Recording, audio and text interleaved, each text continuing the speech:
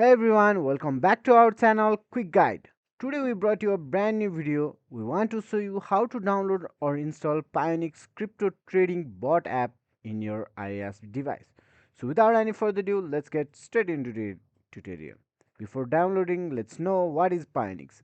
Pionix is a cryptocurrency exchange platform that distinguishes itself by offering a wide variety of automated trading bots.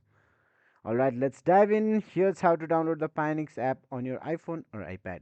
Important note, since Pionix is still under development for iOS, we will be using Apple's test flight program to download the beta version.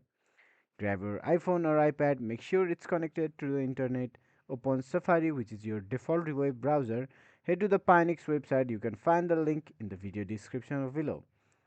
Navigate to the download section, look for a section dedicated to downloading the app.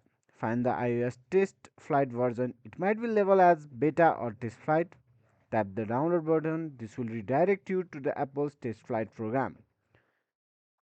You might be prompted to install test flight first. If you haven't used test flight before, you will need to download and install it from the App Store. Once the test flight is installed, you will be prompted to accept Pionix's invitation to participate in their beta testing program. Test Flight will handle the download and installation of the Pionix app. Download the Pionix app through the Test Flight, and this may take a few minutes to get downloaded. And congratulations, the Pionix app is now downloaded and ready to use on your iOS device. Remember, this is a beta version, so use it cautiously.